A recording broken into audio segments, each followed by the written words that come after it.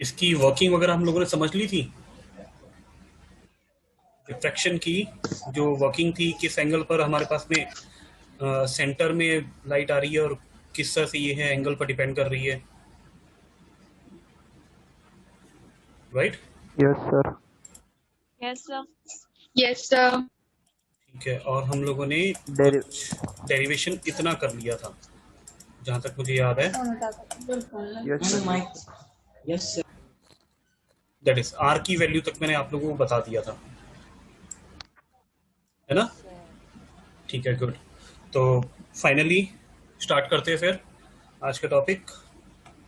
तो resultant amplitude के लिए मैंने बता दिया था कि कभी भी S1 और S2 से जो बीच की distance, yes please Samarth. Yes sir. सही है, एंगल को आगे पर रेडियस से दोबारा बता दीजिए। Angle equals to arc over radius, दोबारा बता दो। ओके, यहाँ पर देखो हमारे पास में आर्क है, ये जो ब्लैक कलर की एरोज के साथ में बनाया हुआ है ना, ये हमारे पास में पूरा आर्क था जिसको हमने बोला था कि जो बाहर निकलने वाला वेव फ्रंट होगा वो स्फेरिकल या सिलेंड्रिकल होगा हमारे पास में, जिसको मैंने स्पेसिफाई कर दिया था कि वैसे तो सिलेंड्रिकल मिलता है, लेकिन मेरी इको साउंड आ रही है क्या? Yes sir. Yes, sir. Sir. Yes sir. Give me minute here, give me minute.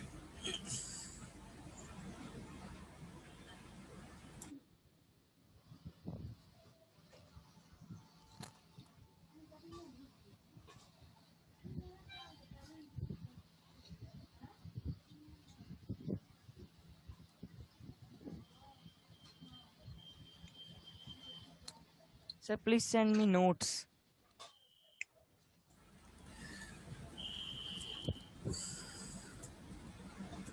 Okay, अभी मेरी आवाज कैसी आ रही है? क्लियर है या थोड़ी कम आ रही है? Clear है sir. Clear. ओके, मैं आ रही सिस्टम है को हेडफोन हटा दिए मैंने। ओके, सत्यम आपकी फर्स्ट क्लास है, Yes तो sir, yes. इस टॉपिक को एक बार आप इग्नोर कर दो, सिर्फ देखते रहो कि कैसे होता है, क्या होता है। नेक्स्ट टॉपिक जब हम लोग करवाएंगे तो थोड़ा सा मैं तुम्हें रिवाइज करवा दूंगा, जिससे तुम्हें ये पुराने जो टॉपिक्स है वो क्लियर होते रहे, right? Okay sir. Right sir. Can you share notes please? ये अक्षत, मैं आपको अभी थोड़ी देर में नोट शेयर कर दूंगा यहाँ पर, बट ये अपडेटेड नोट्स नहीं होंगे, सबको बता दूं। यहीं पे मैं फाइल को शेयर कर दूंगा, आपके पास में अपडेटेड नोट्स चैप्टर के खत्म होने के बाद में आएंगे। For notes contact him. Okay, जो भी नंबर सौरभ ने शेयर किया आप वहां पर भी कॉन्टेक्ट कर सकते हो, बाकी मैं यहाँ पर आपको कर ही दूंगा थोड़ी देर में। ओके, तो जैसे हमारे पास में अभी थोड़ी देर पहले एक किसका आया था, शायद समर्थ ने बोला था कि यहाँ पर आर्क ओवर रेडियस को एक्सप्लेन कर दूं। आर्क ओवर रेडियस हमारे पास सिंपल सा ये वेव फ्रंट था, ये सिलेंड्रिकल वेव फ्रंट मैंने यहाँ पर काम में लिया, जिसको अगर आप ऊपर की तरफ से देखोगे तो आपको कुछ इसी शेप का नजर आएगा। इसके लिए हम लोग क्या करते हैं, मुझे काफी पीछे जाना पड़ेगा इस चीज में। ये स्लिट S1 और S2 थी, जिसमें हमारे पास में वेव फ्रंट जो आपके पास में अंदर आता है वो है प्लेन वेव फ्रंट, लेकिन बाहर जो मिलता है वो ये वेव फ्रंट मिलता है। ये वेव फ्रंट हमारे पास में एक तरह से स्लिट S1 S2 पर सिलेंड्रिकल शेप का है, जिसके लिए हमारे पास इसका जो कर्वेचर होगा वो कुछ इस तरह का बनेगा। कर्वेचर मतलब कि जिसको हम अज्यूम करते हैं जिस कर्व का ये पार्ट होता है, छोटा सा टुकड़ा होता है। ओके, तो अगर ये हमारे पास में कोई कर्वेचर है तो इसका कोई ना कोई सेंटर होगा। ओके, और सेंटर पर हमारे पास में अगर O से S1 पर और O से S2 पर लाइन को मीट करवाया जाए कुछ इस तरह से, तो ये हमारे लिए रेडियस की तरह काम करेगी। अब मैं बचे हुए हिस्से को रिमूव कर देता हूं यहां से। तो ये देखो, अगर हमारे पास में उस जो कर्वेचर का ये अगर पार्ट ले रहे हो तो ये एक तरह से हमारे पास में आर्क, या हिंदी में बोलते हैं इसको चाप है। अगर O पर हम लोग कंपास को रखे, शायद आप लोग प्रकार बोलते हो उसको, कंपास को अगर यहां पर रखे और एक आर्क बनाए, चाप बनाए S1 से लेकर S2 तक, तो ये इतना बनेगा। ओके, तो आर्क ओवर रेडियस हमारे पास में एंगल का फॉर्मूला हुआ करता था, मैंने शायद यहां नोट कर रखा है। ओके, अगर ये एंगल हमारे पास में डेल्टा है तो इसके लिए फॉर्मूला हमारे पास में होता है, ये सारे एंगल्स वगैरह मैंने तुम्हें समझा दिए थे। तो एंगल के लिए फॉर्मूला होता है हमारे पास में arc over radius, that is चाप बटा त्रिज्या हिंदी में, उसी को यूज किया है यहाँ पर। अगर आर्क हमारे पास में S1 से लेकर S1 से S2 तक है। सत्यम अगर काम में नहीं आ रहा माइक तो बंद कर दो दोस्त, म्यूट कर दो। समर्थ क्लियर हो रही है ये चीज? Yes sir. ड्रॉ करूं, अगर आर्क बनाना चाहता हूं तो आर्क कुछ इस टाइप का बनेगा। यहां से मूव करवाते हुए, सॉरी, अगर यहां पर मैं कंपास को पुट करूं, कंपास की पिन को, और पेंसिल यहां तक हो, तो आर्क हमारे पास में इन एरोस पर चलते हुए यहां तक पहुंचेगा। इस आर्क की या चाप की जो वैल्यू है वो हमारे पास में एंगल के साथ में रिलेशन देती है, जो कि यहां तुम्हें दिख रहा है, एंगल इक्वल टू कोण बराबर चाप बटा त्रिज्या, आर्क ओवर रेडियस। यही चीज हमने यूज की थी कल।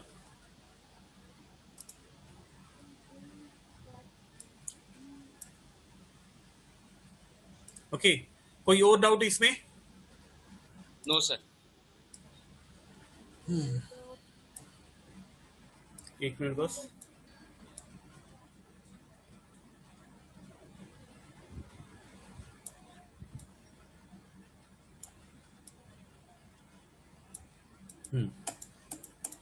तो इन चीजों को यूज करते हुए डेल की वैल्यू हम लोगों ने निकाली थी, ये एंगल की। आर्क ये S1 से लेकर ये जो पूरा पाथ मैंने दिखाया था, पूरा रास्ता दिखाया था S2 तक एरोस का, और हर एरो अगर हमारे पास में A0 साइज का है तो टोटल ये जो पाथ हो जाएगा, ये जो पूरी लंबाई हो जाएगी, लेंथ हो जाएगी, दैट विल बी PA0। ठीक है, तो आर्क इज PA0 और रेडियस इज R। चाप बराबर हमारे पास में आ जाएगा PA0, ये पूरी लेंथ। ओके, और रेडियस तो हमने R अज्यूम की ही है यहाँ पर। तो डेल को हम लोग इक्वल टू के दूसरी तरफ ले आते हैं और R को हम लोग डेल की जगह पर ले जाते हैं। तो इस तरह से हमारे पास में बन जाएगा R equal to PA0 by del, जो कि यहां पर मैंने दिखा रखा है। ठीक है, तो ये R की वैल्यू हमारे पास में बहुत इंपॉर्टेंट है, जो बाद में काम में आएगी। तो एक और चीज बताई थी फिर फाइनली, जिसको मैंने बोला था कि आज की लास्ट है ये, दैट इज S1 S2 से निकलने वाला जो वेव फ्रंट होगा उसका maximum amplitude will be R, और जो कि S1 S2 के इक्वल होगा अबाउट। तो यही हमें एग्जैक्ट वैल्यू निकालनी है कि इससे वेव फ्रंट हमारे पास में कैसा निकलेगा, कितना निकलेगा। ओके, तो अब अपने पास में आज का टॉपिक स्टार्ट हो रहा है, जिसके लिए सेम डायग्राम काम में ले रहा हूं मैं।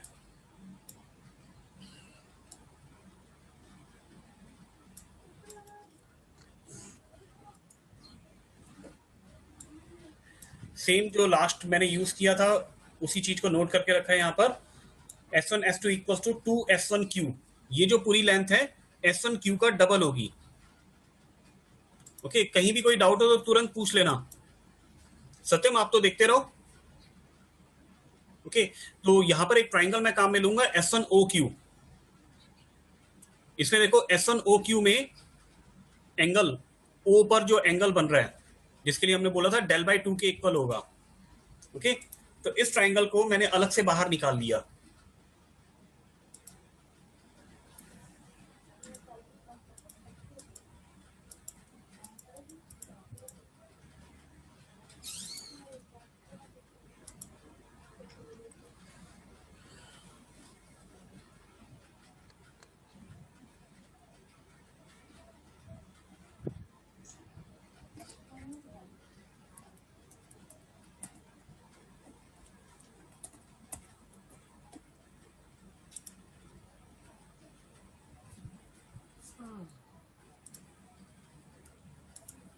ओके, आवाज आ रही है अभी मेरी? सत्यम? Yes, sir. Yes, sir. थोड़ा सा बीच में। Yes sir, yes. तो इस ट्राइंगल S1OQ में हम लोग जो जो चीजें यहाँ पर नजर आ रही है इस ट्राइंगल के अंदर डायग्राम में, उनको मैं अलग से बाहर निकाल रहा हूँ। सबसे पहले तो Q पर हमारे पास में है Q, ये रहा, ठीक है, 90 डिग्री, और O पर है डेल बाई 2 एंगल, ये रेड कलर की लाइन दिखा रखी है। कर्व दिखा रखा है। तो del by 2 इज O पर एंगल है और Q पर हमारे पास में 90 डिग्री। ओके, अब इससे आप लोगों को साइन की वैल्यू बतानी है। साइन थीटा, थीटा यहाँ पर del by 2 है। सत्यम, बाकी लोग एक बार रुक जाओ, मत बताना। सत्यम बताएगा। सत्यम, देखिए तुम्हें कितना पता है। अगर ये एंगल हमारे पास में थीटा हो तो साइन थीटा की वैल्यू बताओ।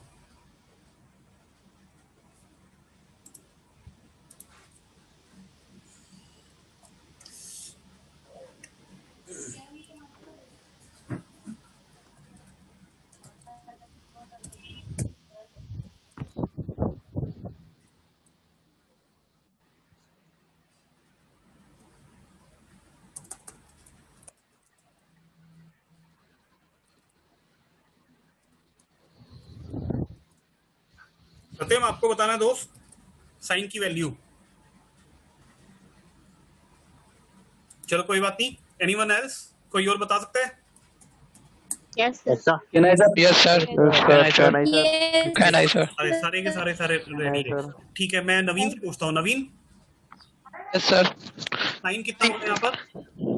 Sin delta by 2 equal to S1Q upon में S1O. कैसे निकाला? सत्यम को बता। लंबट्टेकर्ण। हाँ, Sin theta equal to लंबट्टेकर्ण। ठीक है। Perpendicular। हाँ, बिल्कुल बिल्कुल सही बता रहे हो। बाकी लोग भी यही आंसर दे रहे होंगे। अथर्व, अथर्व शर्मा, कुछ पूछना चाहते हो या आंसर देना चाहते हो? आंसर। ओके, बता दो एक बार, तुम भी बता दो। Sir S1Q upon S1O। S1Q over S1O, ठीक है, बिल्कुल सही है। अथर्व और नवीन ने जैसे हमें बताया कि यहाँ पर हमारे पास में अगर साइन का एंगल, साइन ऑफ एंगल पता करना हो, साइन की वैल्यू पता करनी हो तो हिंदी में बोलते हैं लंब बटा कर्ण और इंग्लिश में बोलते हैं side by hypotenuse, perpendicular over hypotenuse. ठीक है, इसी चीज को मैं यहाँ पर यूज कर रहा हूँ। Sine delta by 2 that is equal to, बिल्कुल सही आंसर है सबका, S1Q डिवाइडेड बाय S1O या OS1, राइट। यहां से हम OS1 को इक्वल टू दूसरी तरफ ले जाते हैं। OS1 को इक्वल टू दूसरी तरफ लेकर जाएंगे तो बनेगा OS1 sin del by 2 equal to S1Q, right. और S1Q के साथ में एक रिलेशन हमारे पास में है ये, इसको मैं काम में लूंगा तो S1Q double of S1Q equal to S1S2, यही बनेगा। थोड़ा सा चेंज टाइप में लिखा हुआ है यहाँ पर। S1S2 की वैल्यू पता की है तो जहां पर S1Q था उस जगह पर वैल्यू पुट कर दी ये पूरी।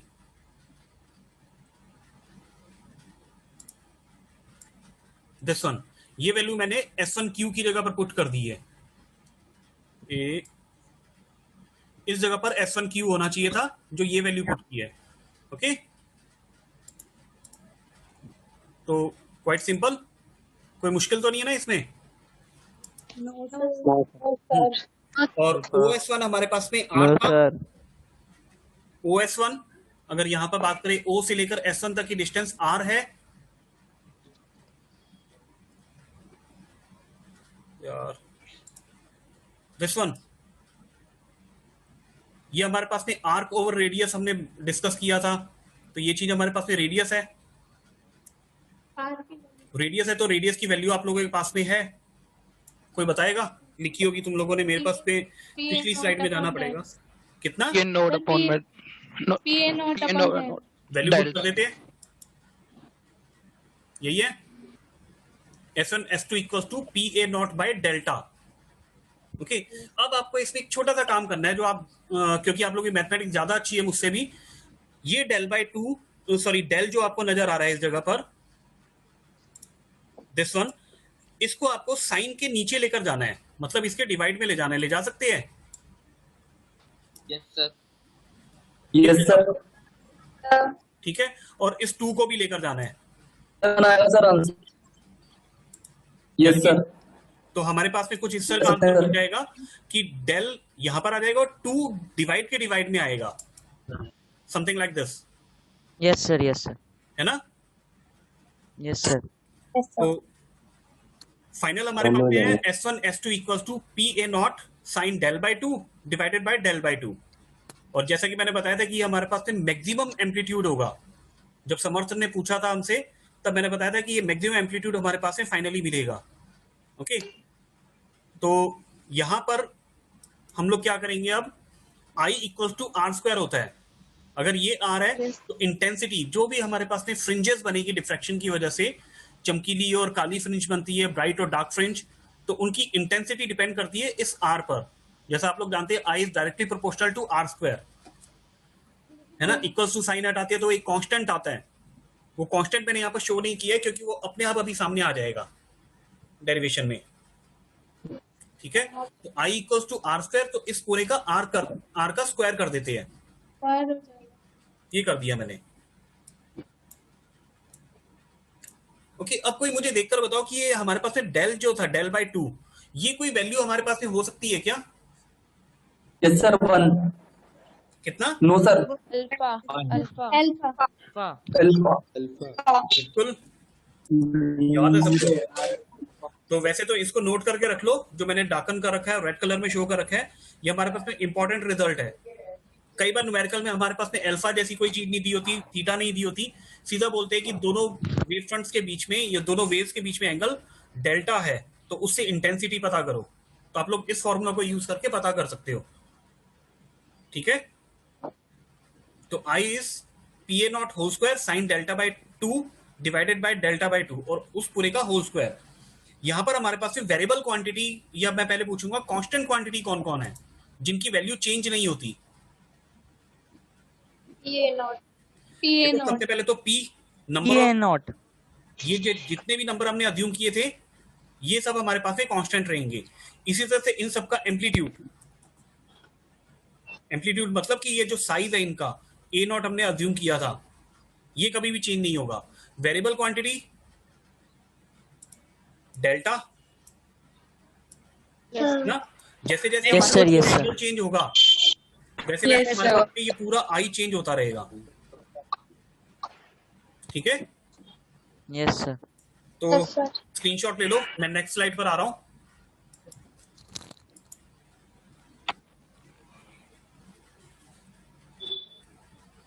अब इसका स्क्रीनशॉट लेकर रख लो। जैसा आप लोगों ने बताया था delta by 2 equals to alpha, मैंने उसको भी मार्क कर दिया है यहाँ पर। आई थिंक सर ये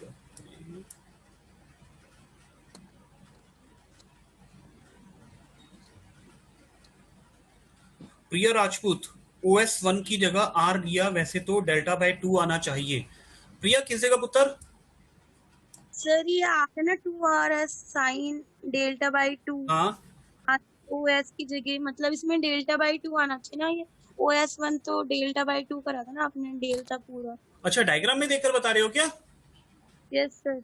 ओके, जब हमने किया था ना तो मैंने डायग्राम में इस तरह से मार्क लगाया था।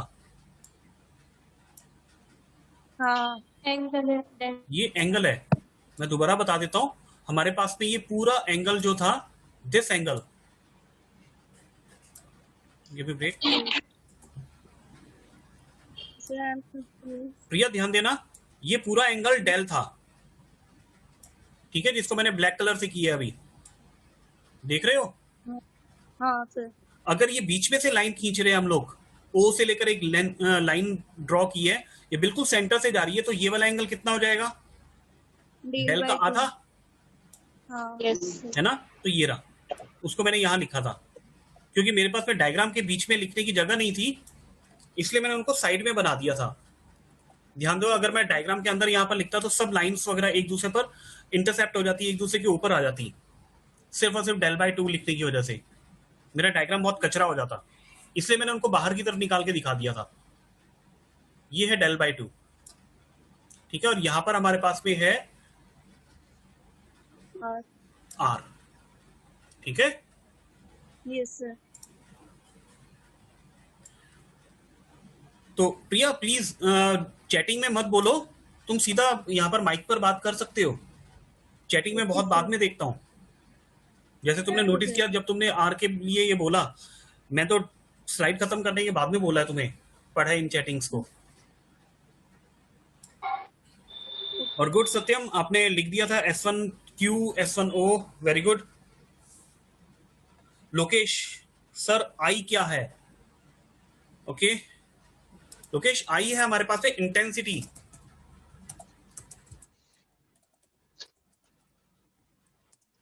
इंटेंसिटी को हम लोग हिंदी में बोलते हैं, हिंदी में बताऊं क्या लोकेश? हिंदी में बोलते हैं तीव्रता। सर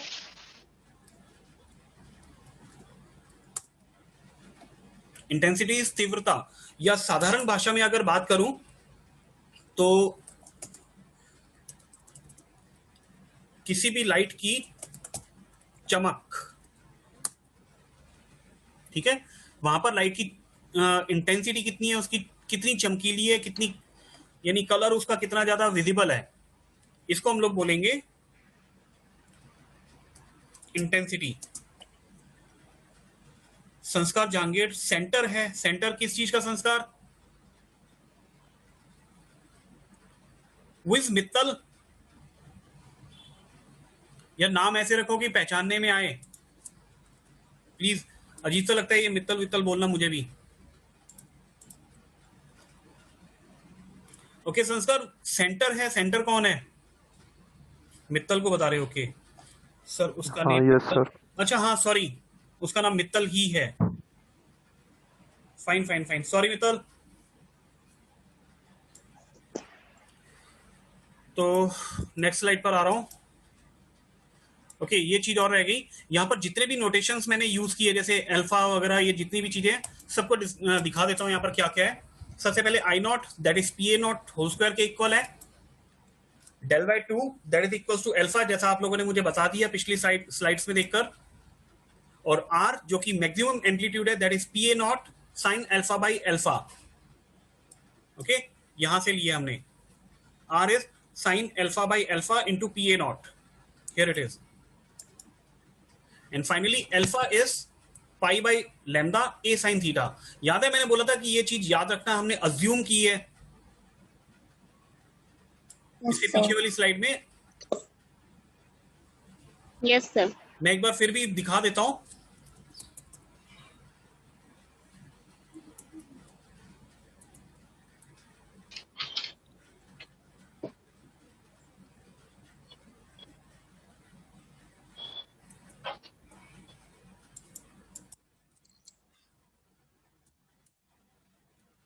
ये देखो यहां पर हम लोगों ने इसको अज्यूम कर रखा था, delta equals to 2 pi by lambda into A sine theta that is equals to 2 alpha. अगर मैं यहां पर डेल्टा को यूज नहीं कर रहा हूं, हाइड कर देते हैं इस चीज को,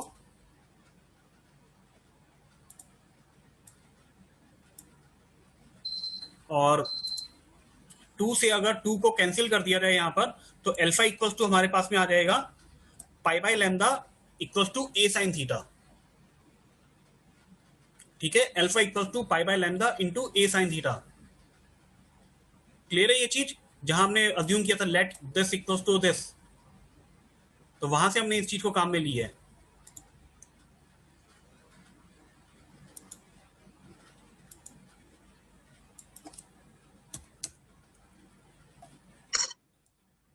तो ये रहा हमारे पास में alpha equals to pi by lambda A sine theta.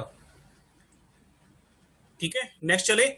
जब हमारे पास में इंटेंसिटी इतनी आ गई है, I equals to I naught sine alpha by alpha, या अगर यहां पर मैं अल्फा की ये वैल्यू पुट कर देता हूं पूरी, तो देखो जैसे मैंने बोला था आपको कि अगर यहां पर वैल्यू पुट करते हो I equals to I naught sine, sine के अंदर ये पूरा साइन जहां पर अल्फा लिखा हुआ है, इस जगह पर हमें इतनी बड़ी चीज लिखनी पड़ती, और इसके डिवाइड में भी इतना बड़ा ये लिखना पड़ता, पाई by lambda into A sine theta. तो मुश्किल हो जाता ना लिखना, और याद रखना भी मुश्किल होता, इसलिए हमने शुरू में ही इसको अज्यूम कर दिया था कि अभी से मानकर रख लेते हैं, बाद में एक दूसरे को समझाना आसान रहेगा।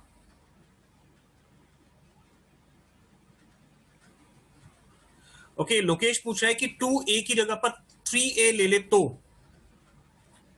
ले लो, लेकिन तुम्हारे लिए ये थोड़ी सी प्रॉब्लम हो जाएगी इसको कैलकुलेट करना। आप ले सकते हो, लेकिन यहां पर हमारे पास में 2a लेने पर इजी हो जाता है कि 2 से 2 कैंसिल हो जाता है, ओके 3 लोगे तो 3 यहाँ पर इसके डिवाइड में आएगा, कैलकुलेशन में और ज्यादा कॉम्प्लिकेशंस आ जाएंगे। अज्यूम कुछ भी कर सकते थे, लेकिन बेटर ये है कि हम लोग ऐसा कुछ अज्यूम करें जो कि इजी करे काम को, मुश्किल ना करे। ओके लोकेश, और प्लीज मैं वापस बोल रहा हूँ, चैटिंग में मत पूछो। So can you explain last step again? मैं चैटिंग बंद कर रहा हूँ। Yes sir. सच में मैं बंद कर दूंगा।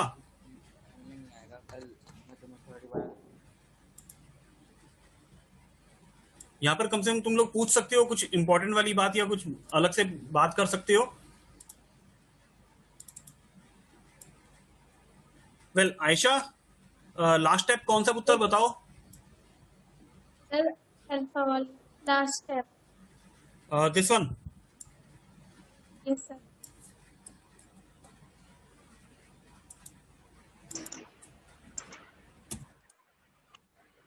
इसको समझने के लिए हम लोग यहां पर आते हैं वापस। इससे पिछले वाला जो टॉपिक था, जो कल हमने किया था, उसमें हमने ये चीज अज्यूम की थी, delta equals to 2 pi by lambda into A sine theta. ये हमारे पास में आंसर आया था फेज डिफरेंस का, ठीक है। इस चीज को अज्यूम कर लिया 2 अल्फा के इक्वल, राइट। डेल्टा का अभी मेरे पास में एज सच कोई यूज नहीं है अभी, जैसा हम लोग कर रहे हैं, तो मैं इस डेल्टा को हटा देता हूं यहां से। सर फिर 2 को नीचे भेज के डेल्टा बाय 2 बनाया ना? बिल्कुल अल्फा के बनाया इक्वल है, लेकिन वहां पर तो हमने वैल्यू पुट कर दी ना। हाँ सर। ठीक है, डेल्टा बाई 2 करके देखो इस तरह से कर दिया, डेल्टा इक्वल्स टू ये पूरा था, डेल्टा इक्वल्स टू दिस, और डेल्टा इक्वल्स टू 2 अल्फा हमने अज्यूम कर लिया। तो हम लोग डायरेक्टली ये भी बोल सकते हैं डेल्टा इक्वल्स टू 2 अल्फा, है ना। तो alpha equals to del by 2, जैसा कि अभी आप बोल रहे थे। लेकिन अब मेरे पास में इंपॉर्टेंट क्या है, ये चीज जिसके लिए आयशा ने अभी पूछा है कि लास्ट वाला स्टेप, दैट इज यहां पर हम लोग क्या करेंगे, 2 से 2 को कैंसिल कर देंगे। क्या बचेगा आयशा? हमारे पास में बचेगा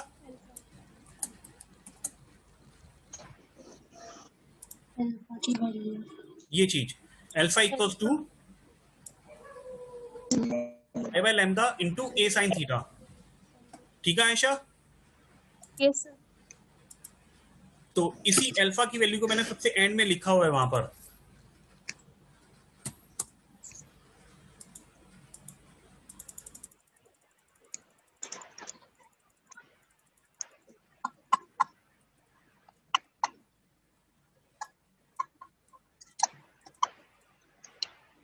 ये रहा। ओके, अब वापस मेरे पास में 10 मिनट बचे हैं। अगर इंटेंसिटी हमारे पास में ये फॉर्मूला आ जाता है, तो इस फॉर्मूला से हमारे पास में इंटेंसिटी का एक पैटर्न बनता है, इस फॉर्मूला से भी।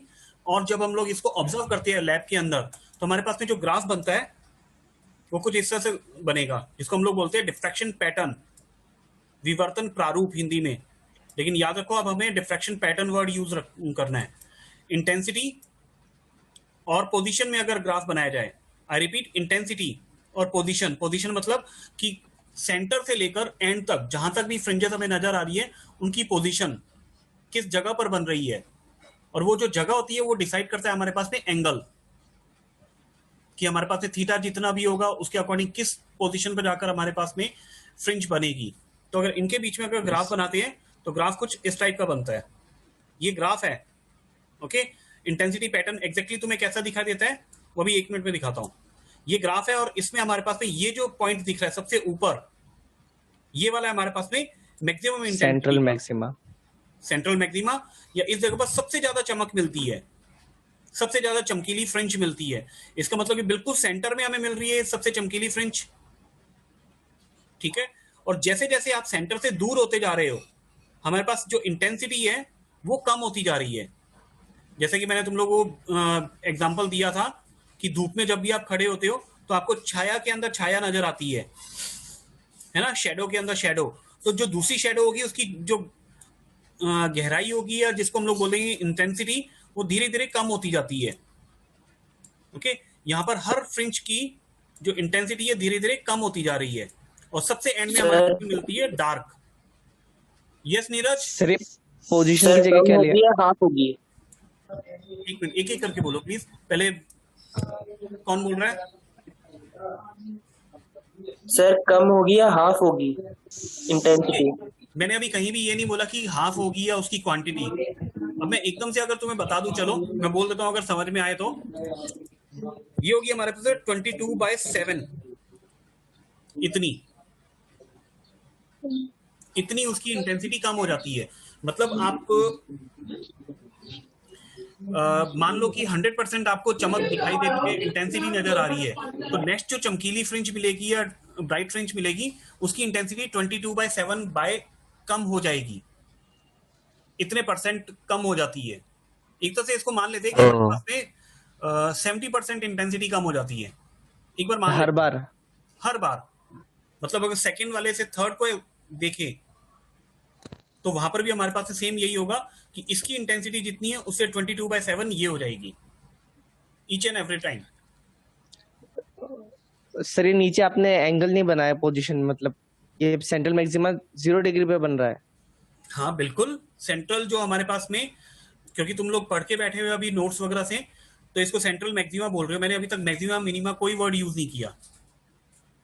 ओके, तो मैं बाकी लोगों को बता दूं जिन्होंने नहीं देखा इन टॉपिक्स को, कि बिल्कुल सेंटर पर जो हमें चमकीली फ्रिंज मिल रही है, ब्राइट फ्रिंज मिल रही है, उसको हम लोग बोलते हैं सेंट्रल मैक्सिमा।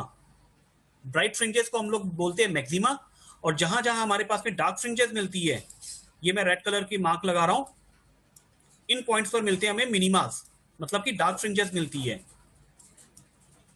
ठीक है, इन सभी पॉइंट्स पर। और ऐसी हमारे पास में आगे भी बहुत सारी मिलेगी, बहुत सारी। इन्फिनिटी। ठीक है, तो याद रखना कि सेंट्रल मैक्सिमा, उसके बाद में हमारे पास है दूसरे मैक्सिमास। अब इन मैक्सिमास के नेम वगैरह ये सब हम लोग नेक्स्ट क्लास में देख पाएंगे, अभी बस इसी चीज को खत्म करते हैं।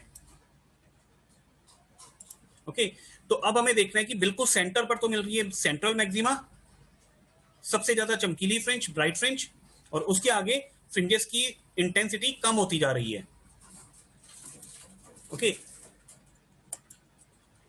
अब हमारे पास में ये जितने भी इंटेंसिटी पैटर्न है किस तरह से नजर आते हैं, इनकी शक्लो सूरत क्या होती है वो देखते हैं। जहां पर हमारे पास में ये फ्रिंजेस की विड्थ मिल रही है, चौड़ाई मिल रही है, अगर मैं यहां पर बात करूं तो इस जगह से लेकर यहां तक हमारे पास में मैक्सिमा मिल रहा है, इंटेंसिटी मिल रही है। तो इसको मैंने इस तरह से दिखाया है। ये जो आपको बॉक्सेस नजर आ रहे हैं, ये सारे हमारे पास में ब्राइट फ्रिंजेस है, चमकती हुई फ्रिंजेस कुछ इस तरह से नजर आती है। ओके, और इन सब के जो बीच में ब्लैंक स्पेस है वहां पर होती है हमारे पास में डार्क फ्रिंजेस। Dark fringes. बिल्कुल सही सत्यम, डार्क फ्रिंजेस। कुछ इस तरह से आपको पैटर्न नजर आएगा कि सेंटर में सब जगह पर हमारे पास में ये क्रीम कलर की जो लाइंस दिखाई है, ये हमारे पास में ब्राइट फ्रिंजेस, और इन सब के बीच में डार्क फ्रिंजेस। ओके, तो ये ग्राफ आप लोग कैप्चर करके रख लो। सॉरी, और हर एंगल के ऊपर यहां पर मैंने डार्क फ्रिंजेस की पोजीशन दिखा रखी है, θ1, θ2, θ3। सेंटर से राइट साइड में और लेफ्ट साइड में दोनों तरफ हमारे पास में डार्क फ्रिंजेस मिलती है। ओके, 1% फोनर में सर ये इन्फिनिट तक होगा क्या? कह सकते हैं इंफिनिटी तक, क्योंकि एक टाइम के बाद में, एक पोजीशन के बाद में हमें सबकी सब डार्क फ्रिंजेस मिलना स्टार्ट हो जाती है। मैं ड्रॉ कर रहा हूं, रुको। मान लो ये वाला पॉइंट है, इसके बाद में आपको सारी की सारी डार्क फ्रिंजेस मिलेगी। डार्क मतलब अंधेरा मिलने लग जाएगा, क्योंकि वहां पर इंटेंसिटी इतनी ज्यादा कम हो जाएगी, जो आगे वाली लाइट वेव्स है उनकी इंटेंसिटी बिल्कुल अप्रोक्सीमेटली 0 हो जाएगी। तो आपको यहां पर कोई फ्रिंज नजर आना बंद हो जाएगी। मान लेते हैं यहां पर जैसे इसकी अगर नेक्स्ट बात करोगे, ये वाले की नेक्स्ट, तो आपको शायद इतनी पतली फ्रिंज नजर आए। फिर थोड़ी दूर बाद आपको शायद इतनी पतली फ्रिंज नजर आए, और उसके बाद में किसी एक पोजीशन पर आपको सिर्फ एक लाइन सी नजर आए। और इसके बाद में वो लाइन भी बहुत ज्यादा 22/7 के रेशियो में कम हो जाएगी, तो बिल्कुल अप्रोक्सीमेटली 0 हो जाएगी। सेम यहां पर होगा दूसरी साइड में, शायद हो सकता है फ्रिंज की विड्थ इतनी हो, उसके बाद में और कम, एंड फाइनली एक लाइन के अप्रोक्सीमेटली इक्वल, देन 0। ठीक है, इस तरह से आगे चलकर हमारे पास में फ्रिंजेस की जो विड्थ है अप्रोक्सीमेटली 0 हो जाती है और वो डार्क फ्रिंजेस नजर आने लग जाती है सिर्फ। तो टेक अ स्क्रीनशॉट।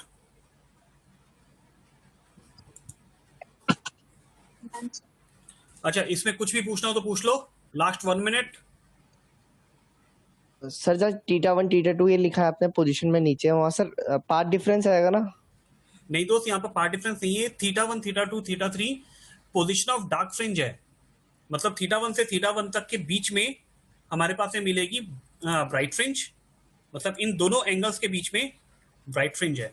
ऐसी θ1 से θ2 के बीच में सर ब्राइट मतलब फ्रिंज है। नीचे एंगल लिखेंगे? हाँ, ये एंगल होंगे हमारे पास में।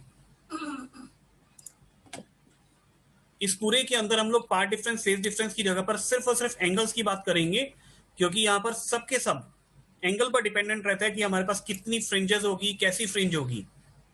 याद होगा मैंने बोला था तुम्हें सबको कि इन नंबर को याद रखना है, ये थीटा जो मैं यूज कर रहा हूं,